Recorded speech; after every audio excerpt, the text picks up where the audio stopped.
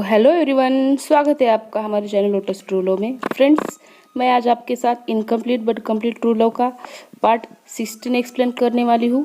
अगर आपने इसके पहले के नहीं देखे तो जाकर देखिएगा, तभी आपको आगे कहानी समझ में आएगी। अगर आप मेरे चैनल पर न्यू हैं तो चैनल को सब्सक्राइब और वीडियो पसंद आए तो वीडियो को लाइक शेयर ज़रूर कर दीजिएगा। फ्रेंड्स, पिछले कुछ दिनों से मेरा शेड्यूल बहुत बिजी चल रहा था, मुझे वीडियो अपलोड करने का टाइम ही नहीं मिला, इसलिए सबसे पहले तो मैं आपको सॉरी कहना चाहूँगी वीडियो को लेट करने के लिए। तो चलिए देर ना करते हुए हम हमारी कहानी की तरफ मुड़ते हैं। तो इस पार्ट में हम देखेंगे कि नी और विंग दोनों भी अपने ड्रीम वर्ल्ड में हैं, क्योंकि उन्होंने जो प्रोसेस की थी सोल प्रोटेक्टर कवच बनाने की, उस वजह से वो दोनों भी अपने ड्रीम वर्ल्ड में खो गए हैं। और वो तभी बाहर आ सकते हैं जब वो रियल है वो अपने ड्रीम लैंड में देखेगा, अपने ड्रीम को कंट्रोल करके। और जो रियल नहीं देखेगा, यानी कि जो मिथ देखेगा, वो वही फंसा रहेगा।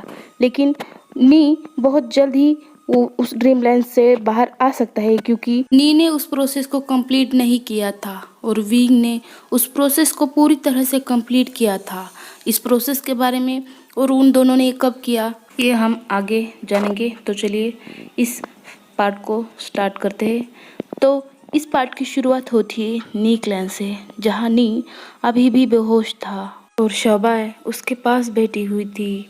नी के सर को सहला रही थी, उसके बालों में अपने फिंगर्स घुमा रही थी और वो नी से कहती है, नी कब तक बेहोश रहोगे? उठो ना, मुझे तुम्हारी आवाज़ सुननी है। उठो, मुझसे बात करो। नी उठो ना, ये कहते हुए वो नी को आवाज़ लगा रही थी। लेकिन नी जैसे ही अपनी आंखें खोलता है वो किसी और जगह पर था और नी खुद से ही कहता है, ये जगह कुछ जानी पहचानी क्यों लग रही है? आखिर ये कौन सी जगह है और मैं यहाँ कैसे आया?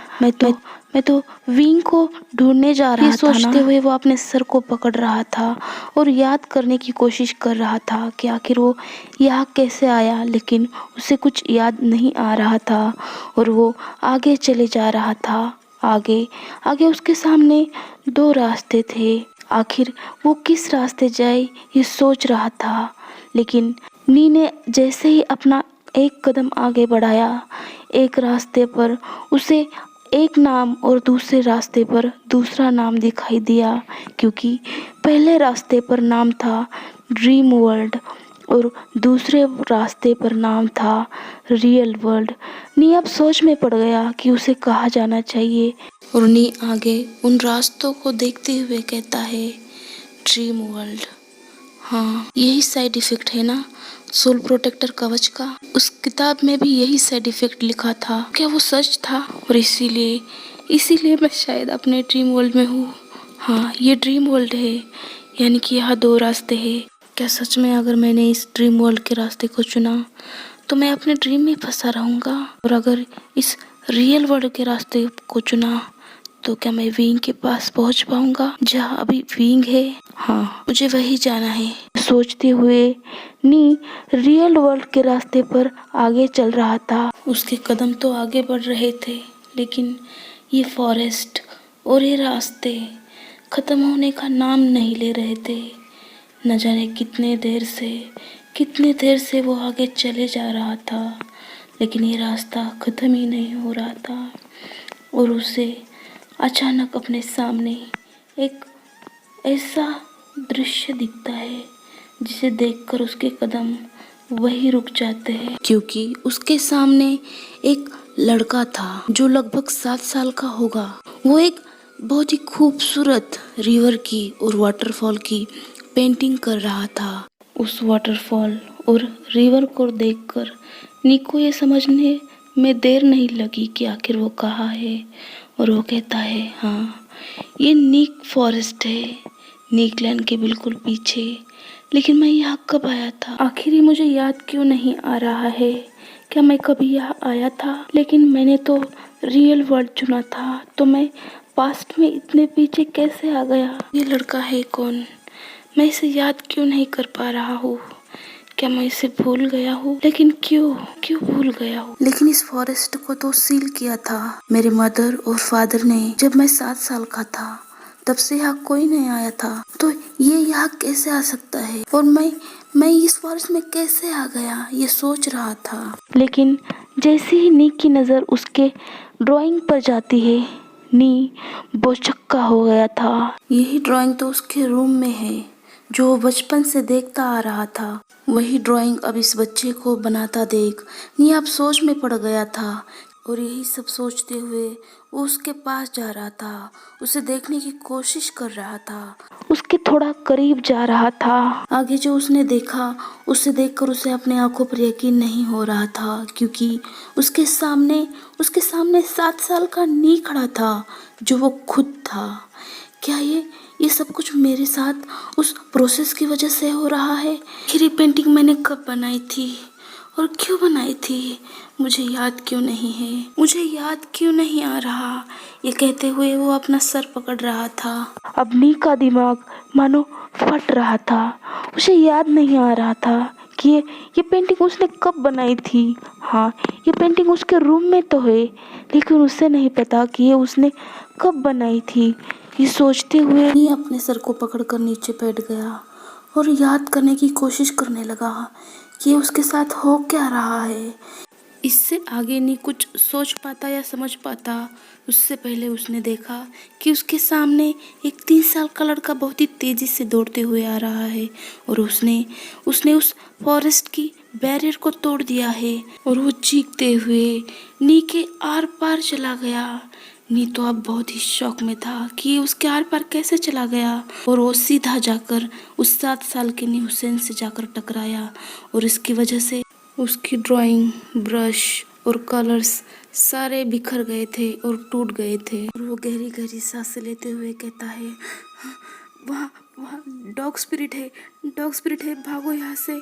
लेकिन ये सुनकर वो 7 साल का नी उसे बहुत ही बुरी तरह से घूर रहा था। अपनी आंखें बड़े बड़े करते हुए कहता है, क्या तुम पागल हो गए हो डॉग स्पिरिट? तो देखो तुमने मेरे ब्रश का क्या हाल कर दिया, मेरी ड्राइंग तोड़ दी तुमने। ये कहते हुए उसको देख रहा था और वो कहता है, तुम्हारी हिम्मत कैसे हुई यहाँ जंगल में आने की? तुम अकेले यहाँ कैसे आ सकते हो? तुम्हारे पेरेंट्स कहाँ है? तुम रहते कहाँ हो? तुम्हारा नाम क्या है और तुम यहाँ क्या कर रहे हो? इतने सवाल एक साथ सुनकर वो 3 साल का लड़का कहता है, धीरे बोलो ना, धीरे बोलो, नहीं तो वो डॉग स्पिरिट यहाँ आ जाएगी और हम दोनों को खा जाएगी। मदर ने मुझे कहा था कि मैं इस बैरियर को ना तोड़ूं, लेकिन मैं इसके बाहर क्या है ये देखना चाहता था, इसीलिए मैं यहाँ आ गया। आगे वो नी के हाथों को अपने हाथों में लेता है और नी से कहता है, मैं यही फॉरेस्ट में रहता हूँ अपने पेरेंट के साथ। फॉरेस्ट में ही मेरा घर है और मेरा नाम विशियान है। मेरी मदर ने मुझे कहा था कि मैं इस फॉरेस्ट के बाहर ना जाऊँ क्योंकि यहाँ बैरियर है और बैरियर टूटने के बाद मुझे डॉग स्पिरिट खा जाएगी। तो क्या सच में अब मुझे डॉग स्पिरिट खा जाएगी? मैं अपने घर कैसे जाऊंगा? उसकी ये बातें सुनकर 7 साल का नी हुसैन उसकी तरफ हंसते हुए कहता है, मुझे बेवकूफ़ बना रहे हो? दिखाओ कहाँ है बैरियर। क्या बहाना किया है ना तुमने कि मुझे बेवकूफ़ बनाने का, कि तुम इस जंगल में रहते हो, मुझे बेवकूफ़ समझा है? तुम इस जंगल में कैसे रह सकते हो? यहाँ कोई नहीं रहता, मुझे इतनी तो बात पता है ना, और तुम मुझे बेवकूफ़ बना रहे हो। चलो मेरे ब्रश और पेंटिंग मुझे दोबारा बना कर दो। नहीं, मैं झूठ नहीं बोल रहा हूँ, मैं सच कह रहा हूँ, आप मेरा यकीन कीजिए। ये कहते हुए अपने नोज को वो रब किए जा रहा था और इन दोनों को ऐसी बातें करते हुए नी देख रहा था। नी अब कंफ्यूज हो रहा था कि आखिर मैं इस विषयान को कब मिला था, आखिर ये मेरे साथ हो क्या रहा है और ये लड़का मेरे अंदर से कैसे चला गया? ये सोचते हुए नी अब और भी ज़्यादा कंफ्यूज हो गया था। फ्रेंड्स, यहाँ कंफ्यूज मत होना, हम छोटे नी को 7 साल का नी कहेंगे और बड़े वाले को नी कहेंगे, ठीक है ना? आगे विशियान उस 7 साल के नी को कहता है, आपको लगता है मैं झूठ बोल रहा हूँ ना? तो चलिए मेरे साथ, मैं आपको अपना घर दिखाता हूँ। चलिए। ये कहते हुए वो उसके हाथ को पकड़ता है और उसे जंगल में ले जाता है। लेकिन वो जैसे ही जंगल में एंटर करते हैं तो सच में उनके उनके पीछे एक डॉग स्पिरिट थी। और वो डॉग स्पिरिट उसके पेरेंट्स ने उसके प्रोटेक्शन के लिए लगाई थी। लेकिन वो दोनों उससे डर कर भाग रहे थे। और भागते भागते नी अपने हाथों में जो निहाज था वो उसके ऊपर फेंकता है। और जैसे ही नियाज उस डॉग स्पिरिट को लगता है, वो डॉग स्पिरिट एकदम से गायब हो जाती है। लेकिन उस डॉग स्पिरिट को देखकर वो 3 साल का विशियान इतना घबरा चुका था, इतना डर चुका था कि वो बेहोश होकर नीचे गिर गया। उसे बेहोश होता देख वो 7 साल का नी उसे उठा रहा था, उसे होश में लाने की कोशिश कर रहा था। शियान, विशियान उठो, कहाँ है तुम्हारा घर? ये कहकर वो उसे उठा रहा था, लेकिन वो होश में नहीं आ रहा था।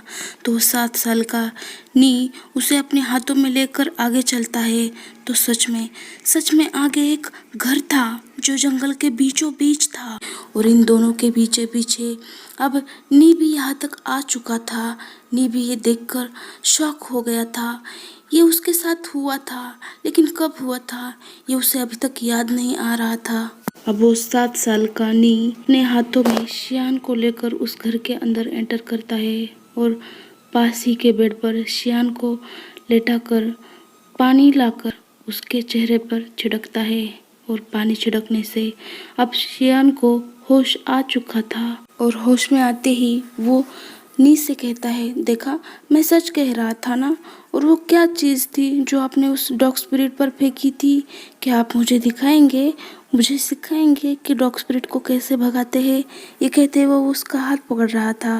और उसके हाथों को अपने हाथों से हटाते हुए वो 7 साल का नी कहता है, ये निहाज है, ये मेरी मदर ने मुझे दिया है। और मैं क्यों तुम्हें सिखाऊंगा डॉग स्पिरिट को भगाने का? और मैं क्यों दिखाऊं अपना निहाज? क्या तुम मेरे दोस्त हो, मेरे फ्रेंड हो? नहीं ना? ये सुनकर शियान कहता है, दोस्त, फ्रेंड, ये क्या होता है? और क्या दोस्त या फिर फ्रेंड होने से तुम मुझे सिखाओगे, अपना ये निहाज मुझे दिखाओगे? बोलो ना। उसकी ये बातें सुनकर 7 साल का नी कहता है, दोस्त वो होता है जो अपने दिल की बातें आपसे शेयर करे, आपके साथ हमेशा खेले, हर जगह आपके साथ रहे, हर सुख और दुख में आपका साथ दे और किसी भी कठिनाई से, मुश्किल से आपको बाहर लाने में आपकी मदद करे, आपका साथ कभी ना छोड़े। ये कहते हुए वो उसकी तरफ देख रहा था। ये सुनकर शियान उसकी तरफ देखता है और कहता है, तो ऐसे होते हैं दोस्त? और अपने हैंड के 3 फिंगर्स ऊपर करते हुए अपने एक फिंगर पे बैठ करता है और कहता है, मैं विशियान आज से स्वेर खाता हूँ कि मैं आपसे हर बात शेयर करूँगा, हर चीज़ अपनी शेयर करूँगा और आपका हर समय, हर वक्त आपका साथ दूँगा, हर आपके साथ खेलूँगा और हर कठिनाई में, हर मुश्किल में आपके साथ रहूँगा और उससे बाहर आपको लाने में मदद करूँगा। तो बोलिए, अब है ना हम फ्रेंड? अब तो है ना हम दोस्त? बोलिए ना, अब मुझे दिखाएंगे ना निहाश को और सिखाएंगे ना उस डॉग स्पिरिट को भगाना? क्योंकि मुझे बहुत डर लगता है। जब भी मैं बाहर जाने की कोशिश करता था वो मेरे सामने आ जाता था। बोलिए ना। अब आशियान नी को मासूम भरी और उम्मीद भरी निगाहों से देख रहा था। और उसकी ऐसी नज़रें देखकर, का मासूम सा चेहरा और इतनी मीठी बातें सुनकर अब तो नी का भी दिल पिघल गया था। और वो 7 साल का नी अब उसके सामने अपने घुटनों पे बैठ जाता है। और उसको ऐसा करते देख शियान अब खड़ा होता है और कहता है, आप क्यों बैठ गए? नी अपने हाथों में निहाज को लेकर नी के हाथों पे रखता है और उसके हाथों को पकड़ते हुए कहता है, ठीक है, तुम मेरे फ्रेंड बनना चाहते हो ना? लेकिन तुम्हें मुझे प्रॉमिस करना पड़ेगा और मेरी बात माननी पड़ेगी, तभी तुम मेरे फ्रेंड बन सकते हो। बोलो, मंजूर है तुम्हें? नी की बातें सुनकर शियान अपना सर हाँ में हिलाता है। सबसे पहले तो तुम मुझे प्रॉमिस करो कि तुम्हारे पेरेंट्स ने तुम्हें यहाँ से बाहर जाने में मना किया है ना, तो तुम यहाँ से बाहर नहीं जाओगे। और हाँ, तुम उस बैरियर को पार करके तभी आओगे जब मैं उस वक्त तुम्हारे पास रहूँगा। अगर मैं उस वक्त वहाँ नहीं रहा तो तुम उस बैरियर को क्रॉस नहीं करोगे, और तुम अगर आना भी चाहो तो सिर्फ उस वाटरफॉल तक ही आओगे, उसके आगे नहीं। ये सुनकर शियान नी के हाथों को और कस के पकड़ता है और कहता है, आई प्रॉमिस यू, मैं उस बैरियर तक तभी आऊँगा या फिर उस बैरियर को तभी क्रॉस करूँगा जब आप वहाँ होंगे, वरना मैं नहीं क्रॉस करूँगा। मेरा दूसरा प्रॉमिस कि तुम कभी भी मुझसे मेरा नाम नहीं पूछोगे, मैं कहाँ रहता हूँ, किस क्लैन का हूँ और कहाँ से आया हूँ, ये कभी भी मुझसे नहीं पूछोगे। आगे नी अपने मन में कहता है, मैं नहीं चाहता कि दूसरों की तरह तुम भी मुझसे दोस्ती तोड़ो, क्योंकि ये सच जानने के बाद कि मैं नी क्लैन नी मैंगजू का भाई हूँ, हर कोई मुझसे दोस्ती तोड़ता है और मुझसे दूर भागता है। तुम्हें अपनी सच्चाई और अपना नाम कभी भी नहीं बताऊंगा। रियान कहता है, आई प्रॉमिस यू, मैं आपको आपका नाम कभी भी नहीं पूछूंगा। लेकिन ये क्लैन क्या होता है? उसका ये सवाल सुनकर नी उसकी तरफ मुस्कुराते हुए कहता है, तुम तो यहाँ से बाहर गए ही नहीं, तो तुम्हें क्या पता होगा कि क्लैन क्या है। खैर, मैं तुम्हें कभी और दिन बताऊंगा। मेरा तीसरा प्रॉमिस, वो जो बुक है ना टेबल पे, वो बुक तुम मुझे कुछ दिनों के लिए दोगे और मैं तुम्हें वो पढ़कर वापस दूंगा। उसका ऐसे कहते ही अब नी की नज़र उस बुक पर जाती है, जो बुक पर नाम था we clan, the seal of clan. और उससे भी बड़ी बात कि उस बुक के पास एक ब्रश था जो नी के साथ बचपन से था। बुक को वहाँ देखकर नी तो शॉक में आ गया था, क्योंकि ये बुक तो उसके पास थी और ये बुक उसे वेइंग ने दी थी। नी अब घबराते हुए कहता है, आखिर यह सब वेइंग से रिलेटेड क्यों है? ये बुक जो मुझे वेइंग ने दी थी, ये ब्रश, वो पेंटिंग, ये मेरी ही यादें हैं जो बचपन की है, लेकिन मुझे ही क्यों याद नहीं? आखिर ऐसा क्या रीज़न है, ऐसी क्या वजह है जो मैं इन यादों को भूल गया हूँ पूरी तरह? आखिर क्यों? मुझे ऐसा क्यों लगता है कि इन यादों को कोई और कंट्रोल कर रहा है, और आखिर इतने दिनों के बाद मुझे ये क्यों दिखाई दे रहा है? ऐसा कहते वो उस बुक की तरफ जाता है, लेकिन तभी शियान चिल्लाते हुए कहता है, नहीं नहीं, आप इस बुक को नहीं ले जा सकते, क्योंकि ये बुक मेरे फादर ने सिर्फ एक ही लिखी है और ये बुक वो किसी को भी छूने नहीं देते, मुझे भी नहीं। ये सुनकर 7 साल का नी कहता है, तो क्या तुम्हारे फादर बुक लिखते हैं? शियान कहता है, हाँ, मेरे फादर बुक लिखते हैं और उसे नी क्लैन के बुक मार्केट में जाकर सेल करते हैं और वो अभी भी वहाँ है। लेकिन नी ये सुनकर तो हैरान था, क्योंकि वी ने तो कहा था ये बुक उसके पास बचपन से है। अब नी अपने घुटनों पर बैठ जाता है और अपने बालों को इतनी तेजी से खींच रहा था कि वो चिल्लाते हुए कहता है, आखिर तुम कौन हो शियान? तो चलिए फ्रेंड्स, आज के इस पार्ट को मैं यही एंड करती हूँ। मिलते हैं नेक्स्ट पार्ट में, तब तक के लिए बाय बाय।